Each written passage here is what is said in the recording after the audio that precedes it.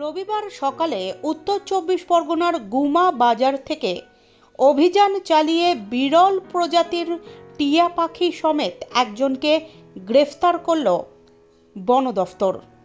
রবিবার গুমা হাট থেকে পাখিগুলিকে উদ্ধার করে বন দফতরের কর্মীরা। বন দফতর সূত্রের খবর অনুযায়ী পাচারের অভিযোগে এক ব্যক্তিকে এই ঘটনায় গ্রেফতার করা হয়েছে। জানা গিয়েছে ওই ব্যক্তির নাম বাপি মজুমদার, তার বয়স 37 বছর। ওই যুবকের বাড়ি হাবড়া থানা এলাকার হাটথুবা গ্রামে। মূলত বিক্রি করার উদ্দেশ্যেই এদিন ওই পাখিগুলিকে হাটে নিয়ে আসা হয়েছিল। এর আগেও এই বাপি মজুমদার পাখি বিক্রির অভিযোগে একাধিকবার গ্রেফতার হয়েছে, এমনটাই জানা গিয়েছে বন দফতর সূত্রে।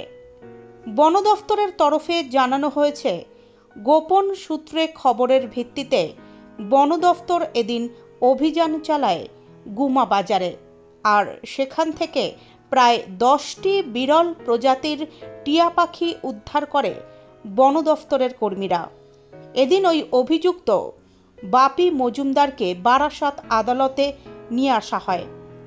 কোথা থেকে কিভাবে এই পাখিগুলি এসেছে বা এই ঘটনার সাথে আর কারা কারা যুক্ত রয়েছে তা খতিয়ে দেখছে বন দফতরের আধিকারিকরা। আমাদের শিডিউল 1 একটা আর বাকি 9টা শিডিউল 2 আমরা গুমা বাজার থেকে আজকে ধরেছিলাম। আমাদের টিম, বারাসাতের টিম। এই যে যিনি অপরাধী, ইনি এর আগে একবার অপারেশন যুক্ত ছিল। আশা করছি এবার উপযুক্ত শাস্তি পাবে উনি। হ্যাঁ, উনি এর আগেবার একটা কেসে যুক্ত ছিলেন, কিন্তু উনি বেল পেয়ে যান, ফলে উনি এখনো বেলে আছেন। আশা করছি এই কেসে তেমন কিছু হবে না। এর আগেও কেসে যুক্ত ছিলেন, বিভিন্ন কেসে। এনার নাম হচ্ছে বাপি মজুমদার। এনার বাড়ি হচ্ছে হাটথুবা, হাবড়া। হ্যাঁ, আমরা আজকে করে ওনাকে প্রডিউস করব। আমাদের সব পেপার রেডি হয়ে গেছে, চলছে কাজ। প্রকাশ্যে করতে পারছে না, এরা লুকিয়ে বিক্রি করছিল। আমাদের টিম, আমরা এই সময় তো যেহেতু ব্রিডিং টাইম থাকে, তো এই সময় এরা আসলে ট্রেডিং করার জন্য বের হয়। তো যতদিন না মানুষের সঙ্গে সচেতনতা মানুষের মধ্যে আসবে, ততদিন এটা বন্ধ করা খুব মুশকিল।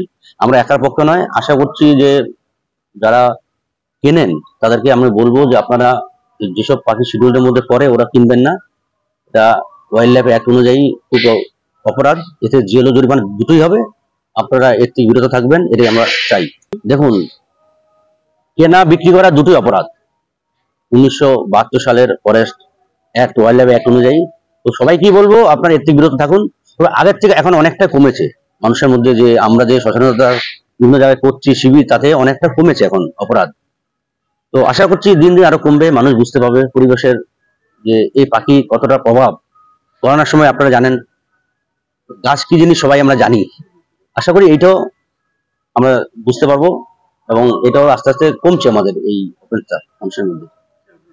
আমার নাম Dayal Chakraborty, range officer, Barasat range.